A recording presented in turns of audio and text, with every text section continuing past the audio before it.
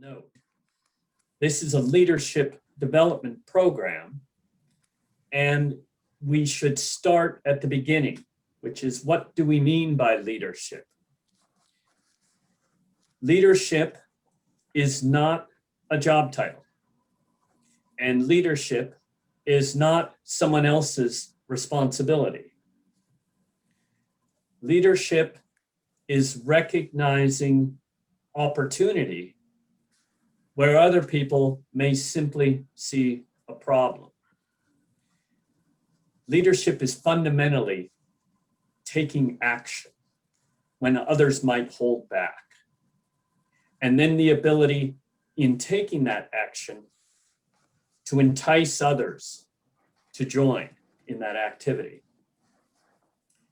We are extremely blessed to have not only with us today at Lead, New Jersey, but frankly, to have in our state a person of stature and character, whatever role in the public sphere he has taken. John Farmer Jr. is a native New Jerseyan. John, we just took an hour out to introduce our new class to each other, 40 participants, and almost everybody in the class, it appears, is like you, a native New Jerseyan. So you're going to have a chance to talk to your own. John graduated from Georgetown Law School. He clerked for a New Jersey Supreme Court Justice Alan Handler, a man who I had an opportunity to meet and can affirm what a fine jurist we have in that individual. John, I'm going to give the brief version. John was appointed by Governor Christine Whitman in 1997 as chief counsel to her, and then succeeded to Attorney General in the state of New Jersey. John has a special distinction that no other Attorney General in New Jersey will ever realize.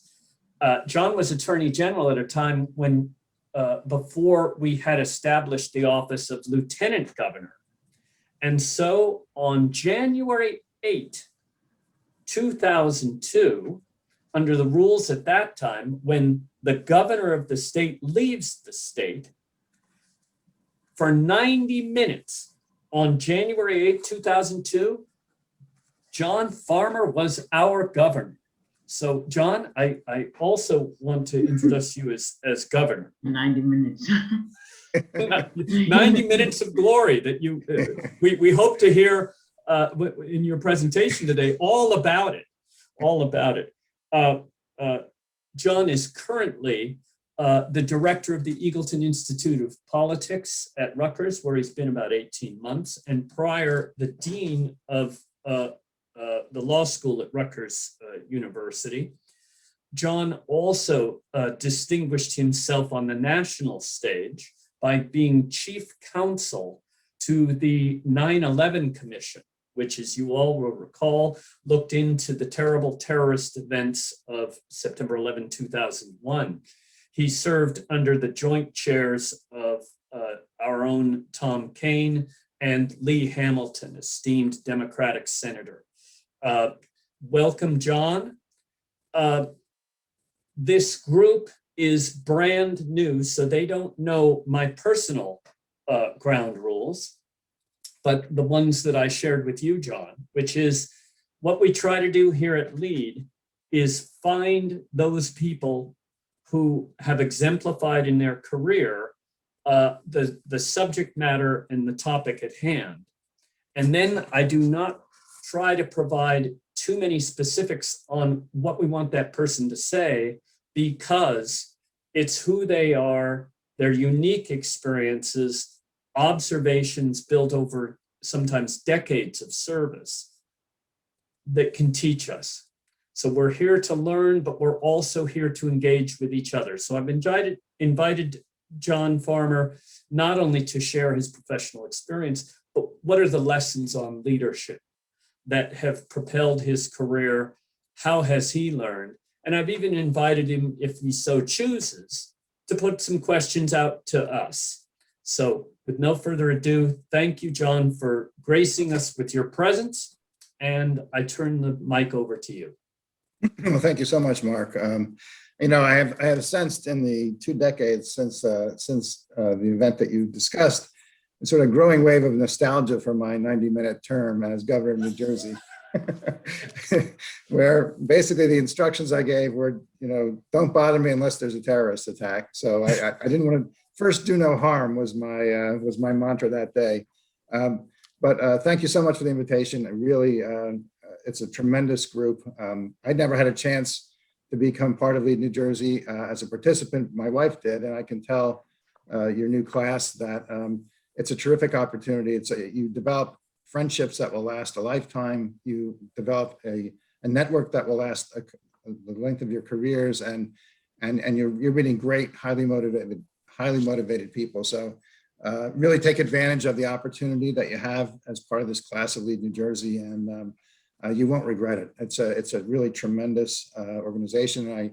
I gather, I hope in the course of your year together, you will actually be able to meet in person, which is something that's been lacking for all of us for the last year. I don't think there's any right way to lead. As I've thought about this invitation and thought about the different experiences I've had, I'm going to throw out some general observations based on the different jobs that I've had, and then we'll, after 15 minutes or so, we'll pose some questions and we'll have a discussion about leadership in general and what your questions are and what your observations are. I was a beneficiary of some really good advice early in my life that has served me well. One piece of advice that comes to mind was when I was in trial school for the U.S. Attorney's Office, a federal prosecutor. The instructor basically giving us advice said, listen, the most important thing is to be yourself unless no one likes you. If no one likes you, you can then be somebody else. But really the idea of being yourself is really important. There are lots of different ways to lead and lots of different ways to be effective. But if you're trying to force yourself to be something you're not, you'll be seen as phony, and no one will really follow you. So it's really important to be yourself. And especially early in your career, to look for people. Another piece of advice I got from Justice Handler, who Mark mentioned, and who really has been a lifelong mentor of mine. At every important juncture in my career, I sought his advice. And one of his pieces of advice to me early on was to look around you and see people who you admire, the way they do things, the way they work, and seek their advice. Try to work with them because you'll learn a lot from working with people you admire. And conversely, if you find yourself in a situation working with people that you don't admire, get out of that because they'll get you in trouble, especially particularly if they lack any kind of moral compass. So look for people to emulate and try to work with them. But in terms of leading organizations, I've had lots of different experiences, and I've learned something important from each one of them. The first real leadership position I had was in the governor's office. Governor Whitman, as Mark mentioned, made me her chief counsel.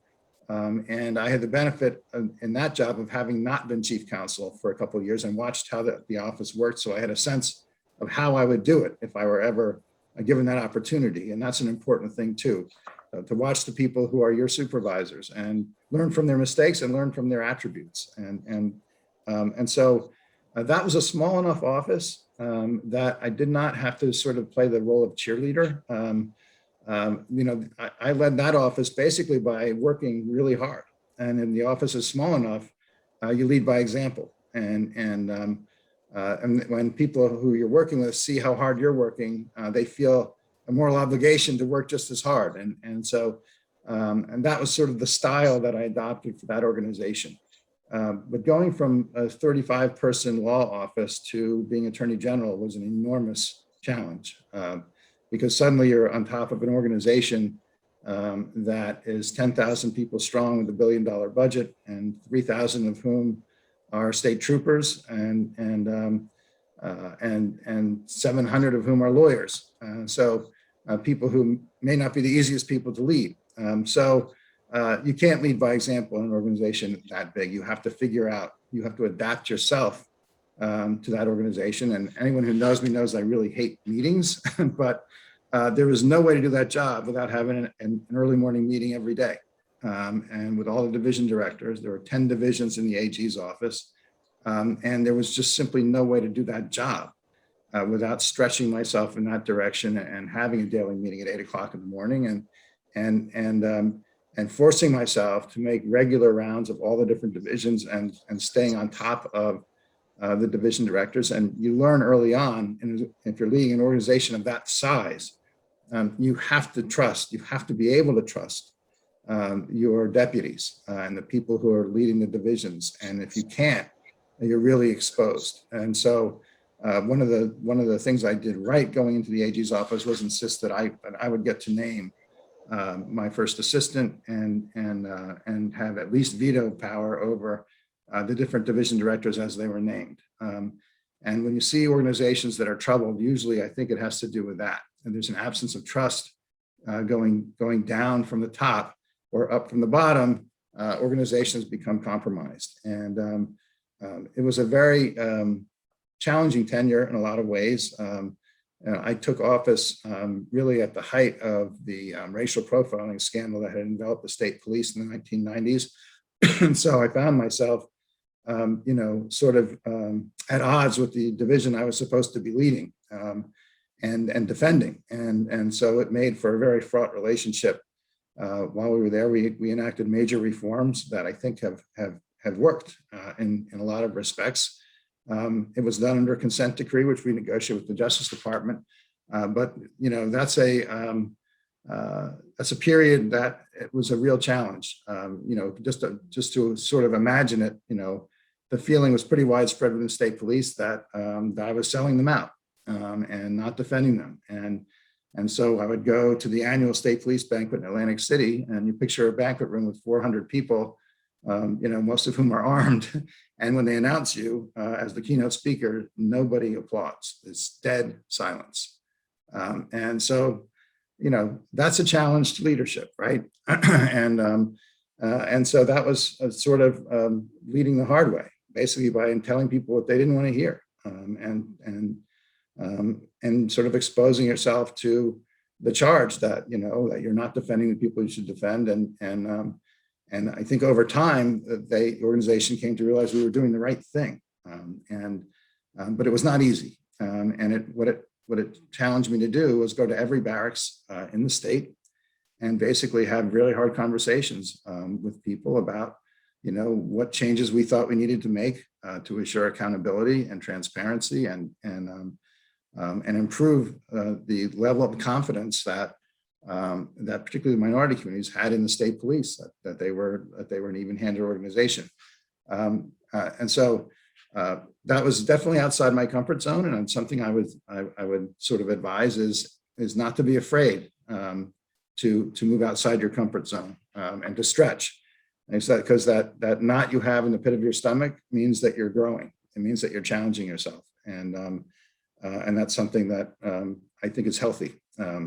And something that, Justice Handler, as I mentioned, I would go to him, when I was troubled about things, and he would always be reassuring and always say, just be true to yourself. You can't be something that you're not, and don't try to be, and you will come through this. And so that was a difficult period, and the sort of the end of that period of my career was we thought we'd made significant progress with law enforcement reform and with gaining acceptance by the new classes of troopers, of the new procedures, and the increased oversight that was put in place. And we'd also broken down a lot of barriers. We developed good relationships with vulnerable populations through the Black Ministers Council and the Black Issues Convention and the urban mayors. And for a lot of my tenure, I sort of functioned as a shuttle diplomat because there had been no dialogue between the law enforcement and these communities. And that's one of the reasons there was such estrangement. And so I became sort of the voice to go between, to share perspectives back and forth with each. And we had actually sort of brought them together and started community outreach that has continued in the years since, and I think has made significant progress. But it was a challenge because there really was nothing there. It was a vacuum, and the level of distrust was very high. But toward the end of my tenure, I thought we'd really made significant progress. We invited community leaders from around the country and law enforcement leaders from around the country to a symposium in Atlantic City that was scheduled to start on September 10th, 2001. And the first day, it was going tremendously well. Really candid conversations, back and forth, exactly the kind of things you need to make progress.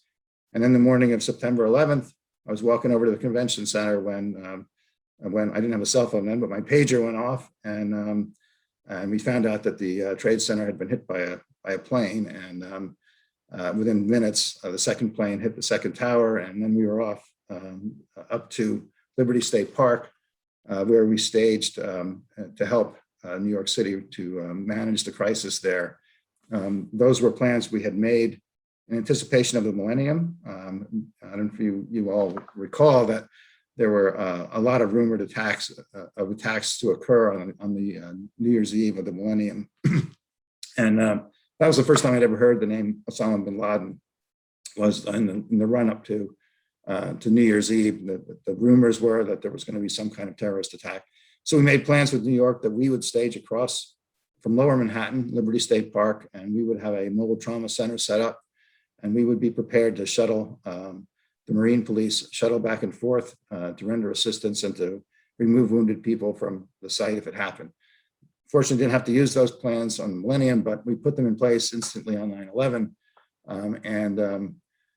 and functioned in that capacity in an atmosphere of total chaos, because the state police radio towers was actually on top of the Trade Center. So when that came down, we lost our ability to communicate. So we actually resorted to using runners back and forth our various locations and back and forth across the river to assist New York. Again, not something I ever imagined myself having to do or participate in, but the way that New Jersey is structured, the Attorney General sort of sits on top of the emergency management function, and there was no office at the time of Homeland Security and Preparedness, so you sort of sat on top of that function too. So I spent a lot of the end of my term in Lower Manhattan and in New York City, assisting with the response to 9/11, with the victims' families, and also assisting the federal law enforcement authorities in the investigation that occurred. So as a leader, you do what you have to do. You do what the exigencies of your time demand.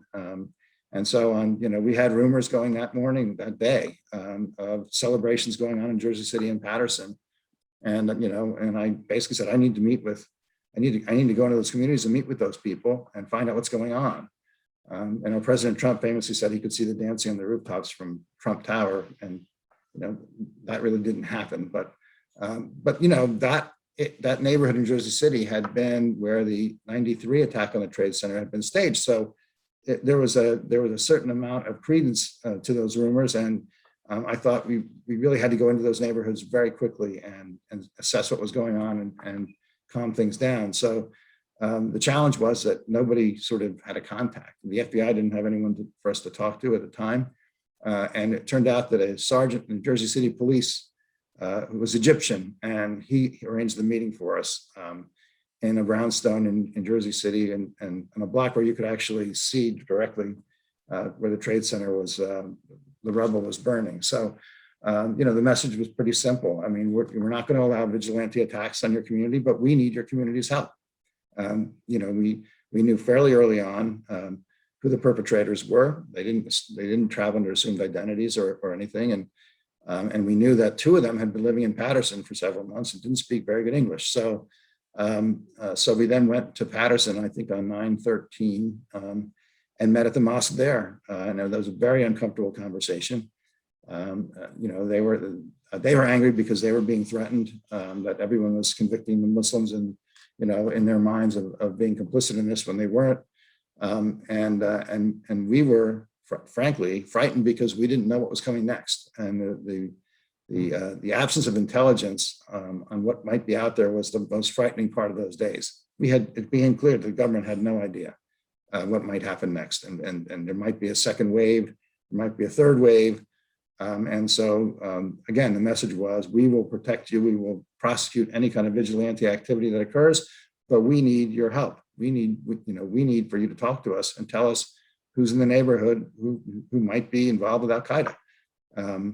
So again, it's in terms of leadership, I never envisioned myself having conversations like that.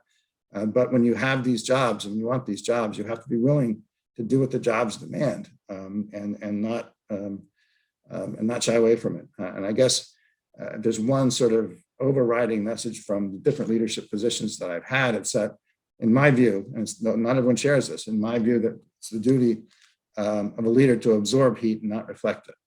And so, when someone screws up, when someone, who's working for you does something wrong, or when you're subject to criticism, you don't pass the buck, you absorb it. I mean, you're the head of that organization, you have to own it. And you don't bring people in and scream at them for mistakes they've made. You try to improve things, and there's almost no mistake that people make that can't be fixed in some way. And it's something I always tried to do. If you're the leader of an organization, that's your, you own what happens, and you have to have faith in your team. And when your team makes a mistake, you have to own it. And it's a hard thing to do sometimes, but life isn't fair. But it's important to do that. And the other thing I would say, and so I'm sort of on your way up, and Justice Handler gave me this advice too: do the job you have, and do it to the utmost, and don't worry so much about where it leads or doesn't lead, because if you do an outstanding job, it will lead to other things. I mean, I had virtually no plan for my career, none. Everything sort of happened by happenstance, and I think what served me well was just doing the job that I had to the best of my ability, and it led to other opportunities, and it's never really stopped all the way through. The 9/11 Commission staff, that was a different kind of challenge because we were in New York and Washington, and we had a very tight time frame, and that was a small enough staff that, again, I could go back to the old model of sort of, when people see how hard you're working, and you have a motivated staff with a definite endpoint, and you have a responsibility to find out, the ground truth of what 9/11 was about. And that was my responsibility on that staff. You could lead by example. You could lead by working as hard or harder than everybody else, and they would see that, and you sort of pull them along with you. And so that was sort of going back to the old model. The challenge there was the time frame was so compressed, and the locations, managing people in two different locations was difficult. And frankly, the commissioners were, they were all political people. They were bipartisan, but they were partisan. and for a lot of the commission's period, I had severe doubts whether we would come out with one report. And I think it's to Tom Kane's great credit and Lee Hamilton's that they let the commissioners run for a certain amount of time, and at the right moment, they pulled them in and said, listen, guys, we owe it to the American people to do this in a bipartisan way. And to, they remove all the value-laden language from the report, just say what the facts are that we found, and let people draw their own conclusions. And they got buy-in from the commissioners, and it's to their tremendous credit that the report was as well received as it was. And it resulted in real change in the structure of the federal government. I had a lot of doubts while I was doing the work. I at one point told my wife, I think it's the biggest mistake of my career doing this. But it came together at the end, and I was glad. And I've been glad to have been associated with it. The next management challenge I had was becoming dean of the Rutgers Law School, which is I refer that as the chaplain on a pirate ship leadership style. Faculty governance is something, man. And the law school faculty, they're all the smartest people in their class, and they all argue for a living, and wow. Trying to drive consensus in that group is a challenge, but they're a great group of people. And again, it's a different style. There's much more necessity in advance of faculty meetings to to sound people out, find out where people are thinking. And so you have some idea when you walk into that room where it's likely to go. And again, for someone who really doesn't like meetings, it's a whole new experience because we would have hours-long meetings about things that shouldn't have taken hours. We had one meeting that lasted about 3 hours about judicial clerkships, and it really literally got to the point where somebody said, well, I know this has been said before, but I haven't said it. So that took a lot of patience, but they're a great group of people. And again, my overall approach is that I don't have a model that I go into an organization with and impose it on that organization. That wouldn't work for me. Some people it can work for. That's not the way that I approach things. I try to adapt the organization that I find. And I think it's my job as a leader to figure out how to lead by figuring out how the organization works, and sort of stretching myself to lead it in the way that it should be led. So as university counsel, that was another a challenging job because I took it. It was a sort of a crisis. Rutgers was absorbing the medical schools of UMD&J, and it was the largest merger in higher ed, public higher ed in history. And there were literally 5,000 contracts that had to be renegotiated in 3 months. And so, what was leadership then? Leadership then was just working hard with everybody else in a pretty small legal shop to get those contracts renegotiated and get the merger accomplished. And leadership was also confronting a governor and a state Senate president and a powerful person in South Jersey who wanted to blow Rutgers up. The state was very unhappy with Rutgers. That had been building for a number of years, and I think partly Rutgers was to blame because we kind of took the state for granted and didn't treat the state as our biggest donor, but instead sort of took for granted that they owed us this, several $100 million a year in subsidy. And at the same time, we were suing the state over school funding and suing the state over affordable housing. And so there was a lot of resentment of Rutgers in Trenton 10 years ago. And there was support for actually taking the Camden campus away from Rutgers, which would have essentially killed the idea of Rutgers as a statewide university. So it was a very critical period, and at the same time my staff was working on these contracts. I was in Trenton a lot, trying to persuade Governor Christie and the Senate President and others that this would be a huge mistake, and that Rutgers as a state university was part of the concept in 1947 of creating a strong governor and creating a strong attorney general and a centralized court system, because New Jersey has been for most of its history just a series of warring feudal towns and cities and local bosses, and the idea was we could never fulfill our potential as a state unless we had some strong centralized institutions. Rutgers was supposed to be one of them, and so that was what was about to die in 2012. And so I spent a lot of time sort of really annoying the hell out of Governor Christie and Senator Sweeney, and it literally came down to the bill that was going to blow up Rutgers had the votes in the Senate, and if the Assembly Speaker, Sheila Oliver, had posted it, it would have passed. And so I begged her, don't post this bill. The Rutgers Board of Trustees was going to meet that night, and they were going to actually withdraw their property from the public institution. We were very close to a total disaster. And Sheila Oliver, to me, is a great model of leadership because she, to her credit, refused to post the bill. It contributed to her being stripped of her speakership, but it saved the state university at a very critical time. And if you're a leader, you have to be willing to make the decision that might cost you your job. And she did it, and she has my undying gratitude and admiration for her courage in doing that. So I think in the course of these different positions, I've had to lead in several different ways, and what the takeaway for me is that you have to adapt yourself to the organizations that you're and people that you're charged with leading. There's some degree of their adapting to you too, but the more important adaptation, I think, is the one that you have to make.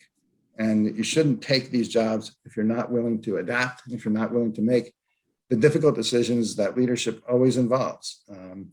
I've always been amazed at the people who seem to want these jobs, and then when they have them, are afraid to make the decisions that the job requires. I mean, leadership, as Mark said, it's not a title.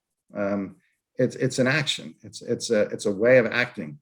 The title can't confer that. The title can confer nothing but something that looks good on a resume, but it can't do the job for you. I guess the other lesson I would sort of take away is you can have all the plans that you want, and plans are great, but as I said, I've sort of walked through my career. Nothing in that career was planned. Nothing. Not even law school. I sort of went to law school because I didn't know what else to do and wasn't sure I wanted to practice law, and found that I liked it, and got, like I said, had great mentors early on, Justice Handler and others, and they served me well. And I guess the question I would have for the group to sort of kick things off is, I've described what's worked for me, but it's really clear to me right now in my current job as director of Eagleton Institute of Politics that the world's changing a lot, and it's changing fast. And I remember my grandmother telling me, when she was 80, one day you're going to wake up and you won't recognize the world anymore. And I've kind of reached that stage. I mean, and what I want to talk to you folks about is, I think to lead these days, you have to be involved with social media. And I don't really understand that world. And so my question is, in what ways do you think social media is changing what's required of leadership and changing the qualities of leadership and as we move forward? So I guess I'll stop there and take any questions. And I'm curious to hear what you have to say about that issue in particular. Thank you, John. I'm going to first let me tell you that when we're done with this session, we are going to begin our afternoon session looking at in small groups at participants' ideas on leadership. And so we'll take that question on social media. We'll take some of that conversation now, but just to let people know, yeah, we'll also incorporate that into our afternoon small groups. I wanted to pick up on a couple of things you said, John, before we open it up for Sure. questions, including comments on what John just said. Be your authentic self. Lead by example. Always seek out those you admire, both to work for and to learn from. I have to go to one substantive matter. All of us should be careful what we write in print because it will last forever. And so, John, on approximately the 8th anniversary of the 9/11 attack, and you were, again, chief counsel in that investigation, you wrote a book called The Ground Truth, The Untold Story of America Under Attack on 9/11, which was your chance to tell your side of the story.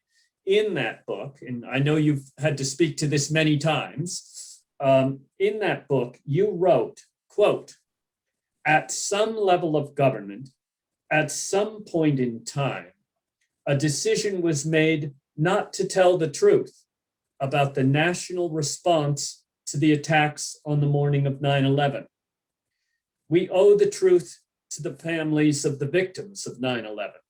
We owe it to the American public as well, because only by understanding what has gone wrong in the past can we assure our nation's safety in the future." John, what did you mean by that? So, well, thanks for asking that question, Mark. I mean, the book was really written because what I wanted to tell was the story of how frustrating it was on the 9/11 Commission, trying to get the basic facts of what happened after the attacks occurred and trying to pry those facts loose from the administration, and just the levels of what's the word I'm looking for? Deception that we encountered. I thought when I was given the charge of reconstructing the day of 9/11, I thought the hard part was going to be, reconstructing what happened in New York, because there's just so many people involved and so many different stories to tell and so many interviews. But that actually turned out to be not that difficult to piece together, to my surprise. I thought the national story of what the Pentagon did and what the president did and what and the various FAA centers and NORAD, how those entities interacted, I thought that was going to be easy, frankly, because there had already been congressional testimony about it. Several times there had been TV specials where officials were interviewed and gave their accounts of things. And as we started looking at it, it turned out that those accounts didn't add up. They were not right. And as we looked further into it and we started subpoenaing documents and records, it turned out that actually they were kind of deliberately not right. They were false, and they were false in ways that were stupid, frankly. That really had nothing to do with national security. It had more to do with just people being embarrassed about how dysfunctional the response was that day, it was like pulling teeth. We sent interrogatories saying, are there records of, for example, the military controllers talking to the fighter planes? Are there tapes? And we got the answer, no, there are no tapes. Then we got up to Rome, New York, and to interview the pilots. And so, when you're doing an investigation like that, your first question is to find out what's out there. So I just said, well, by the way, are there any tapes? Oh, sure. Like, what? So then we terminated the interviews, flew back and subpoenaed the documents, and had a fight with the administration over it. But they had misled us in terms of what primary source material did exist, and it turned out there was a lot. And when you put the primary source material together, it told a pretty simple story. It wasn't a great story, but it told the story of how unprepared we were. And I thought that had a lasting impact because, and the reason I wrote the book was that, and we'd gone back and forth on the commission about what effect this will have, that they're basically pursuing a narrative that just isn't true. And my fear was that will prevent them from fixing what went wrong. If you're telling this story that isn't true, then you're not going to take the measures that you need to take to fix what's wrong. So when I decided to write the book is when Katrina happened, and what we saw in Katrina is exactly two completely different events. One, 9/11, a complete surprise, and you could say, well, of course there was going to be chaos. They weren't preparing for something that's as sort of eccentric as that act. Okay, fine. Katrina was a storm that had not only been anticipated, but when I went for my FEMA certification training, we did a Category 3, our closing exercise, a Category 3 hurricane hitting New Orleans. So it had been planned for. I mean, that is something that had been completely anticipated, and yet in the event, the same dysfunctions occurred where you had top officials talking just to themselves, none of it getting down to the ground level. You had people on the ground who weren't empowered to make these kinds of decisions, having to make them because they couldn't get in touch with the other folks.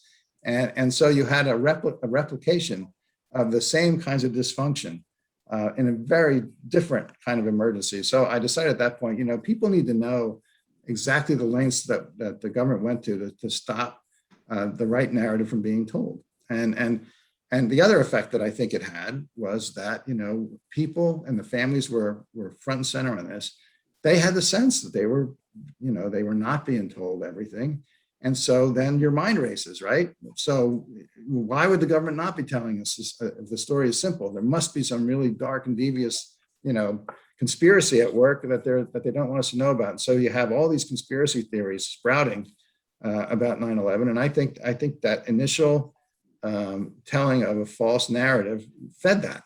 And it's amazing how, it works. It happens every time. I mean, even as recently as last year, I think I'm a great admirer of Dr. Fauci, and I worked with him before. But I think early on, telling people that masks were ineffective really hurt. I understand why they did it. I understand why they said it, because they were afraid that there weren't enough masks, and the people who really needed them wouldn't get them if they acknowledged that masks should be worn. But all it did was it gave ammunition to those who said that masks, shouldn't be worn, or why are they bothering us with this? And it also created doubt in the public's mind that they were being told the truth all along.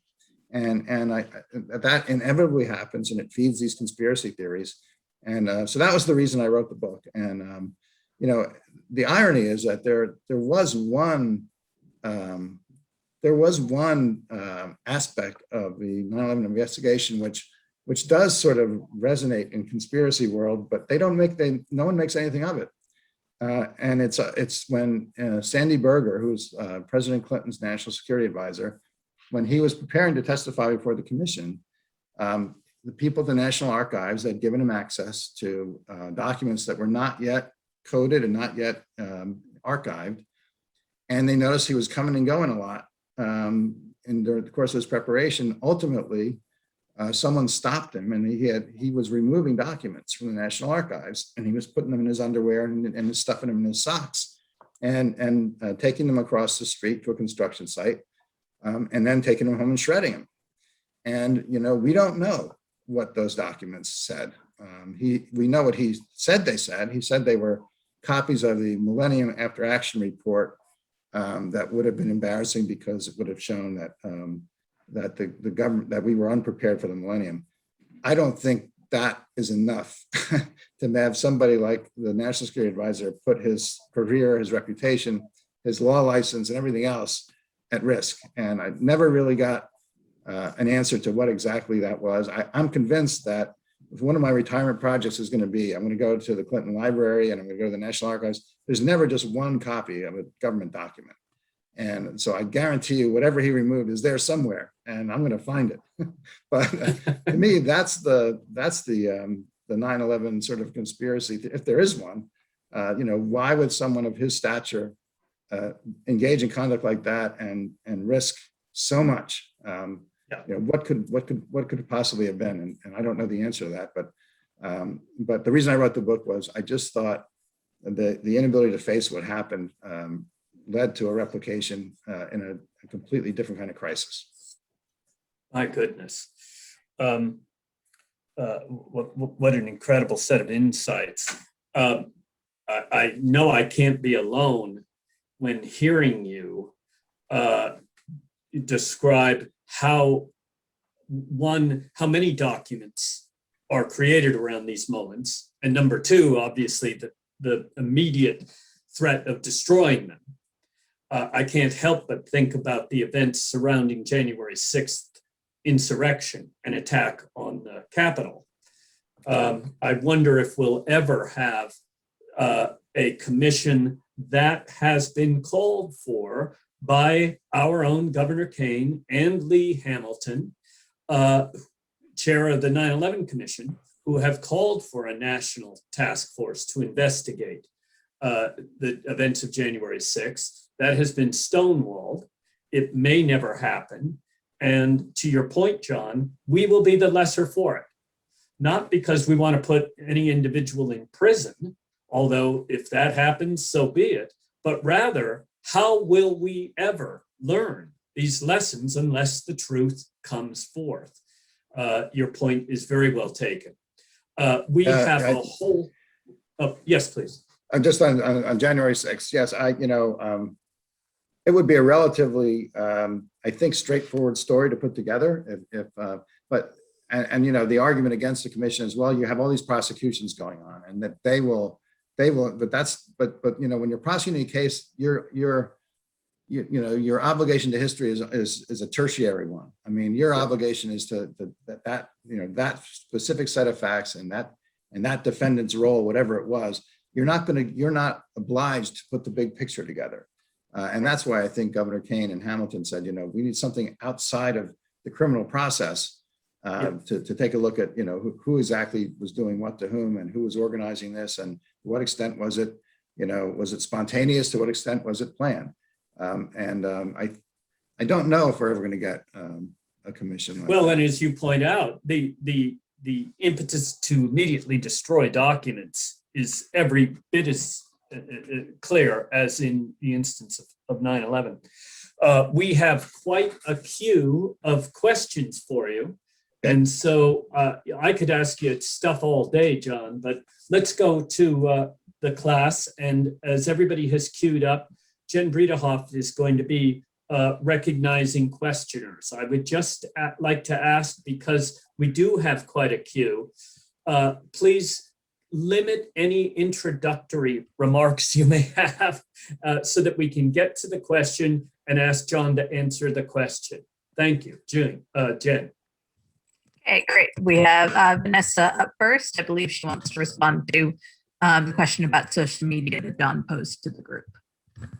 Yeah, so I don't know if, the conversation has gotten so interesting in another direction. So going back to your initial point about sort of leadership and social media, I think as someone who's a communicator and communicates on behalf of an organization, I think in this, we know that social media is so critical now for leadership. I think to that comment, it's kind of this double-edged sword. I think that most people in this group are either of a generation or a time where there was either no social media or we were half and half. We kind of grew up without it and then entered it fairly young.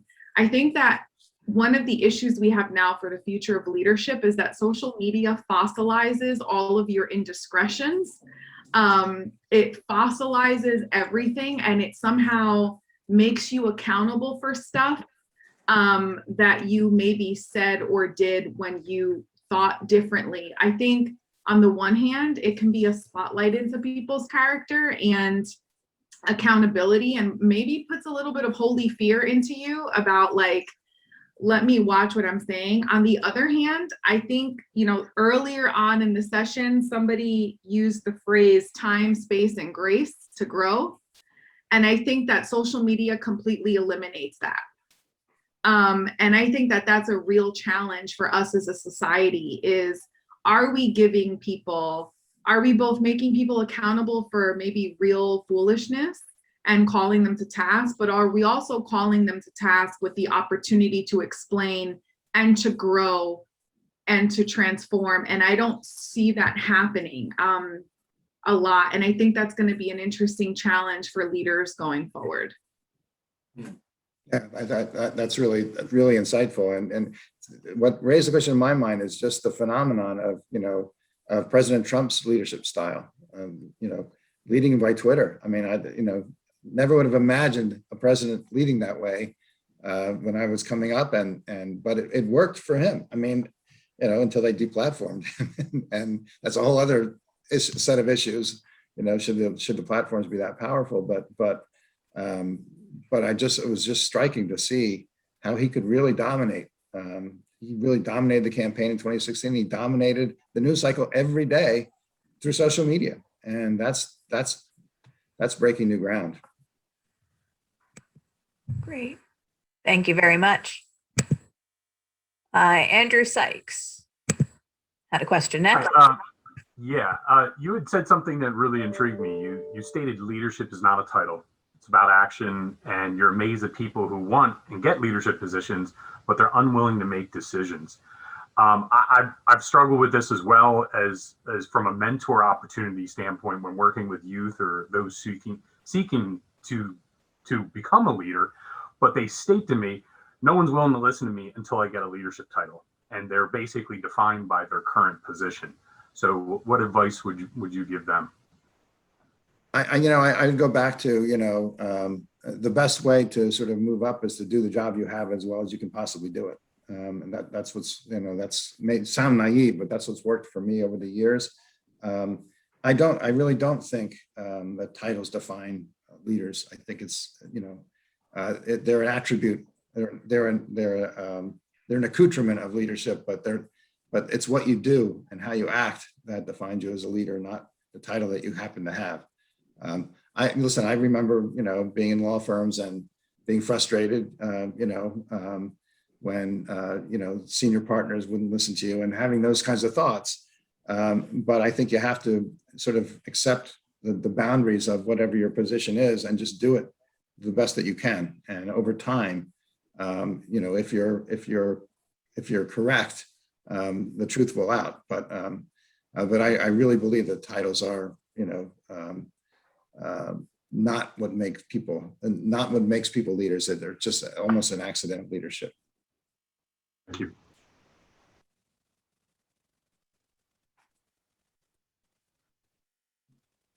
And Jen, I think you're Yep. muted. Next in line, we have Jeanette Iglesias. I have my lap occasionally, it makes some noise, so. I'm sorry, but right now the gardeners seem to want to work, so I apologize for the background noise. So my question is, John, thank you so much for sharing your journey and your story. You did mention a couple of times of being in a lot of conflicting situations and having to work with police and build trust and what have you. One of the things that resonate for me is we're in an interesting time right now where Black Lives Matters is prevalent, and there's a lot of distrust for police and what they offer. What advice would you have for us today as we're facing these uncertain times? That's a really hard question. And so I've spent a lot of years since I was AG working with police around the world, actually, and communities. And it's amazing to me, how prevalent the sort of disconnect is between the police in any given location, and particularly the vulnerable populations that they're supposed to be serving. Just to give you a couple examples, we, after the subway and the airport were bombed in Brussels, we were called in from the Miller Center, which is a center that I run at Rutgers for community protection and resilience. And because it was clear that the bombers, were living in Molenbeek, a Muslim district of Brussels, rather openly, and that nobody felt any kind of felt comfortable approaching law enforcement to let them know that something bad was going to happen. And when we got over there, we were retained to do, we did 30 hours of videos, first of all, with police at every level, and then with people in the community at every level. And then we developed training for police and the community. And ultimately training, what we did was to put them together in the same room. And that doesn't happen enough. I mean, it's rarely that happens at all. And so what you see very common in the United States, there's a really bad history of the police as an arm of oppression, particularly in the South, but also in other places around the country. And if the public safety mission of policing is to be fulfilled, that just simply is an ineffective model of law enforcement. I mean, law enforcement should be part of the community and not something that is done to the community. And until that mindset changes, you're going to have these problems. And it's, there are places where the police need to be sort of rebuilt from the ground up. There are places where reforms can take hold. I'm a very, having worked in cities like Chicago and in Montana and Denver, Colorado, and Seattle and Boston and Miami, every city has a different and unique policing issue. And so I don't think there's a one size fits all prescription for fixing the relationship between police and community. It's a very radical and individualized approach that needs to be adopted. So you have to go in and you have to figure out in any community, first of all, where's the disconnect? Is the problem the culture of the police? Is the problem the disconnect with the community? Is the problem the combination? And who in the community has the power to make a difference? And it varies widely. For example, a few years ago in Chicago, they had between Memorial Day and Labor Day, they had 1,000 shootings, and they were basically in two areas of the city. And so when we went in and we talked to ministers and, said, well, how do we stop this? How do we broker a ceasefire? And the minister said to us, we can't do it. They don't listen to us. The people who are doing this, we're not the people they're listening to. And if you want to broker a ceasefire, you got to talk to the gang leaders. And that's what ended up happening. And so there was a sort of a summit, that was held, and as much as they may be involved in criminal activity, they're the ones that people on the street were listening to. And then when they said stop, people would stop. So I guess there are a couple layers of this that have to be explored. One is, clearly there's a history of institutionalized racism in policing, and that has to be rooted out. And it has to be rooted out one department at a time. As I say, the approaches could be radically different from department to department, depending on the nature of the problem. You have departments where you really can accomplish reforms. I give Mayor Baraka in Newark and the efforts being made there a lot of credit. Last year, Newark did not have one police discharge a weapon in the entire year of 2020 or 2019. Unheard of a few years ago, right? So the reforms they put in place in Newark, which the mayor has really been a proponent of, have really taken hold. So it's possible. Reform is possible. But in order for it to happen, and we've learned this through hard experience, it isn't going to work unless the police know that they have to change, and unless the community insists on it. Good morning, John. Thank you for taking the time to talk to us today. Really appreciate your insight. As leaders, we're continuously presented with opportunities to navigate uncharted waters. 9/11 being perhaps the greatest example, but even what we're living through today, as you've mentioned, which is very stressful, very difficult, but also there's no path, or there's no manual, right? Do you have a daily or weekly habit that helped you lead through this difficult time, that kept you focused on your leadership? I mean, for the past year? The past year I didn't really talk about. So I took over at Eagleton, Ruth Mandel, who had been the leader there for a quarter century and really tremendous. She became ill, and so I stepped in to lead Eagleton, and it's a place I've always admired. I spoke there a lot over the years, and it's a small organization, relatively, about 50 people, but obviously going remote was a challenge. I mean, a challenge for me as a law professor, teaching remotely I'd never done, and leading an organization remotely I'd never done. So what did I? So we have a lot of meetings now. I mean, again, the guy who hates meetings, but when everybody's remote, you have to do things that bring the team together. And so I've spent a lot of time doing that and cultivating those relationships, and having a lot more regular meetings than we had before.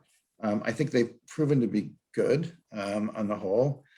Everyone's got sort of Zoom fatigue at this point, but it's a reality that we're all living with. In terms of personal habits, to help me cope with the pandemic, I've taken regular walks for the first time. I've actually enjoyed being around the house in a way that I never had before, and forced myself to take regular walks to sort of clear my head between Zoom sessions or whatever, and that's helped.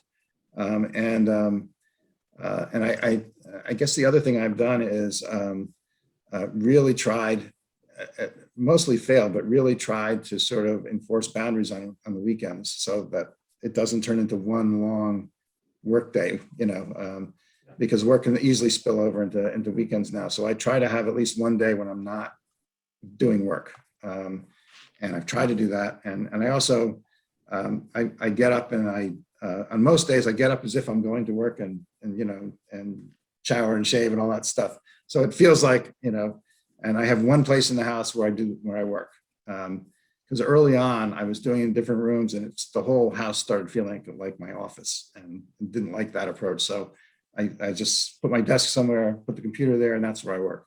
So I've tried to sort of create these guardrails, just so it feels like I'm working in a normal way. But I don't, it's been a tough year.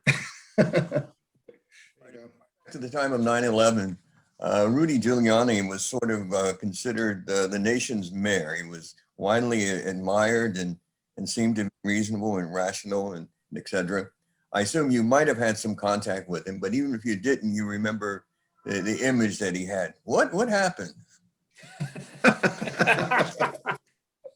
That's the $64,000 question, man. So yes, I saw him. I saw him regularly after 9/11, and actually before 9/11. But when I was Governor Whitman's chief counsel, we would go into New York about once every couple of months and have dinner with Rudy at the mayor's mansion in New York. And he was a really entertaining guy. I mean, and he handled 9/11 in a beautiful way. I mean, he was, and one of the takeaways in terms of leadership from that was that he didn't embellish. I mean, he basically, when he didn't know, he said, "I don't know," and it gave him immense credibility, I think, with the public. I then interviewed him as part of the 9/11 commission work, and again, he was the same guy. He's unrecognizable from the guy who's over the last couple of years. So I can't answer that question. What happened? I don't know. But I think when he ran abortively for president, I forget which year, maybe 2008. That's when I first he didn't seem like the same person to me then. So maybe it was that involvement that sent him down a different path, but he certainly has, his public persona has changed tremendously in 20 years. I wish I had a better answer than I do, but I don't. Thank you. John, you answered a question before I could even put it to you. Before you joined us, we did an exercise where we shared important mentors in our lives who had helped us at strategic moments. And specifically, what I asked the class to do is think about that moment, maybe even when you're a child or a young person, where you doubted yourself and who saw the talent in you and brought that forth. It's a moving exercise, and you spoke pretty eloquently for a man that we all admire who know him, Judge Handler. At this point, I have to let people know you are not the first John Farmer to serve a very important public role in our state. Your father was not only a Star Ledger columnist, but through his words, through his investigative reporting, through his compassionate care for the state, was a major voice for decades in New Jersey. I am not a New Jersey. When I moved here and was interested in affairs, people handed me not just the Star Ledger, they said, "You've got to read John every day, and he'll tell you the pulse of the state." Can you speak a little bit of growing up in your father's household? Sure, happy to. And, we lost him 2 years ago, I guess next week. So he's been on my mind. Yes. So I was born in Jersey City. My dad was a Jersey City native and had been a champion, athlete in Jersey City. And was, when I was a kid, he was working for the Newark News, which is now defunct, but he was covering the police beat in Hudson County. And within 10 years, we were living in Washington, and he eventually became their White House correspondent for the Newark News. And then when that paper failed, for the Philadelphia Bulletin, and covered Presidents Johnson and Nixon.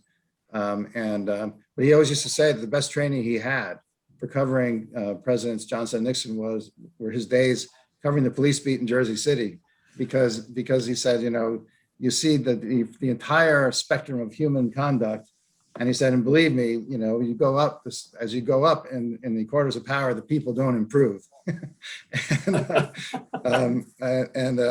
So it was kind of a unique perspective to have. I mean, he 1968 was such a tumultuous year, but he was covering Robert Kennedy's campaign. You know, when Martin Luther King was shot, and Robert Kennedy gave a speech in Indianapolis that my dad said really it was the most moving speech he'd ever seen, because you couldn't write it. It was just off the cuff, and it was from the heart. He admitted to me later in his life that he lost objectivity as a reporter. He just thought Robert Kennedy's speech was something that you couldn't fake, and that really established him as a great leader in my dad's eyes anyway. And he also covered some of the demonstrations in Washington. And I remember him telling us that he thought that Martin Luther King was the greatest person of his generation. He was the same age, was the greatest person of his generation, and that he was saving our country. And so that was I was 10 years old, or I guess 11 years old that year. I just remembered it as such a tumultuous time. And, you know, my dad was in the Ambassador Hotel in the back following Kennedy when he was shot, and was actually run over by a big television camera and was sent to the same hospital that Kennedy was. And it was such a unique, you know, he sort of came to sort of view politics through his eyes, which I think is one of the reasons I've always been an independent and never registered with either party, because he thought both parties, you know, had strengths and a whole lot of weaknesses, and that you had to take partisanship with a real grain of salt, and that some of the partisans would actually put their party before the country, which he thought was really a terrible thing. But in terms of our personal relationship, you know, there were some things that, some lessons that he learned that have stayed with me, you know, and not always in the as a positive role model. I remember, you know, when I was a kid, he was driving me to get a haircut, and in Trenton, and there was some kind of a road rage thing, and someone cut someone off. The next thing I know, my dad flew out of the car, and the other driver is like, he threw him on top of our windshield. So I saw the guy's face like smushed into the windshield, and they got into this altercation. And, you know, he gets back into the car and he says, did you see what I just did? I said, yeah. And he said, did you see what I just did? I said, yeah. I said, never do that. So, you know, so he could be a leader. He could be a role model in a negative way too.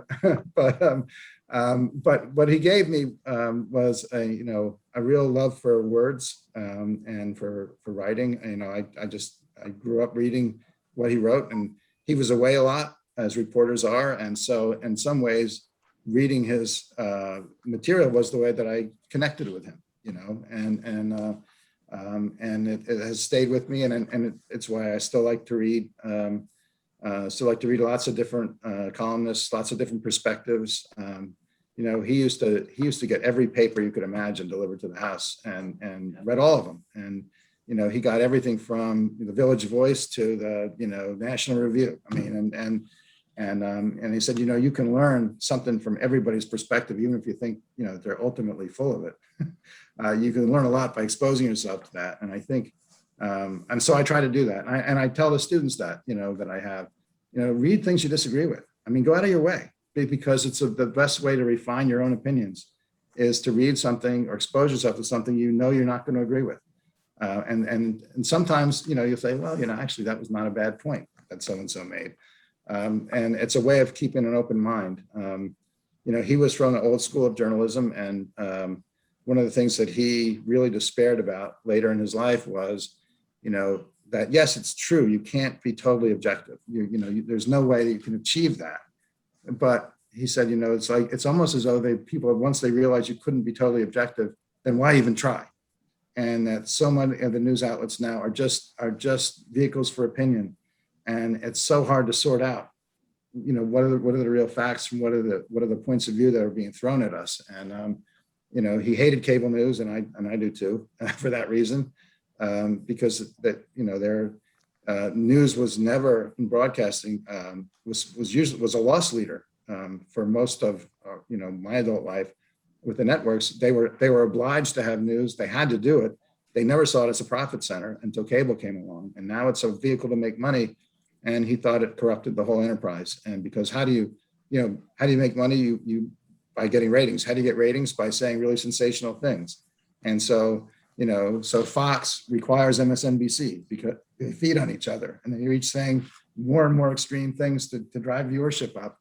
And it is ironic that, that whatever you think of him, President Trump was great for ratings because their ratings, there was an article in the Washington Post a few weeks ago, the cable news ratings have plummeted since he left office, and it's because he understood that part of things better than anybody else, that, you say outrageous things, you get attention. And that's, unfortunately, that's the public square now. And that's something that needs to really be addressed.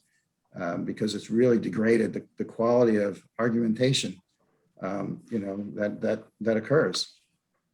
And feeds right into your question to our participants regarding social media, because the same principle holds. The more outrageous the claim, the more followers you get. And how do you break that cycle of piling on false news or fabricated conspiracy feeds the next one, right? There's a study that there's a I'll hold up a book that I recommend for folks. You can read this and see this. It's by a professor at MIT who does their media lab, and they actually have established that for whatever reason, false news travels 4 times faster than the truth. And so you're always chasing it. You're always chasing the false narrative. And it's because it's more interesting to read, right? It's sensational, catches your eye, but it's a real problem. And it can have real world ramifications that are hard to undo. It's a real dilemma of where we are right now. And that's why I asked that question, because I think you can't lead now, particularly the more public position you have, you can't lead without coming to grips with what role social media is going to have. And does it have too much influence now? And if it does, what do you do about it? I mean, it's really. And it will change fast. We're going to have hearings over the next 2 years easily on regulating not the content, but the very platforms themselves. Thus far, places like Facebook and Twitter have claimed to be more like a kiosk than a newspaper. We put up the signboard, but we're not responsible for what's tacked on it. Versus a newspaper, which can be held liable for what its reporters print. We'll see what comes of that. And the real issue, in my mind anyway, is the application of essentially commercial algorithms to political speech. So the same algorithm that drives you to buy Pepsi or Coke or whatever, when you apply it to political speech, what it drives you is further and further in a certain direction. And it's sort of the mindless operation of the algorithm. That's the way they're designed. I think what it's proven is that it's catastrophic when it's applied to political speech. We've done several reports over the last year at the Miller Center on partnering with the Network Contagion Research Institute at Princeton on how social media is playing an essential role in actually creating militias. And they're creating militias by doing exactly what I just described. Someone will say something extreme and say, oh, you might want to talk to so-and-so and so-and-so and so-and-so. And before you know it, the Boogaloo Boys, which is the first report that we did, I think one of the first in the country that talked about them, we could actually see them recruiting people. The algorithm was actually recruiting people. I mean, it was just, and we were doing the research, we started getting advertisements for, quasi-military hardware and Hawaiian shirts, which is one of the things that characterizes that group. It's insane. And that is something I think that needs to be carefully looked at over the next few years. When radio came into existence, I'm sorry. Also insane because, as you say, it's some of that recruiting is done basically in broad daylight. Yeah. Any one of us could have access to those sites and see it being done. this is a good segue, John. We're going to be joined this afternoon by Patrick Murray of the Monmouth Poll, who does statewide and national polling on some of these very trends. You may know, I know you know him well. Yes. You may know that his current research interests are in American authoritarianism and the rise and manifestation. So we're going to be with him this afternoon. You've already provided a little bit of segue into that. Yeah, I thought it'll be a fascinating discussion because I think, I think that we are in peril and that social media is driving a lot of it, of the polarization that's occurred and the operation of these algorithms is not bringing us together. I admire President Biden's desire to bring us together, but saying it is not going to make it happen.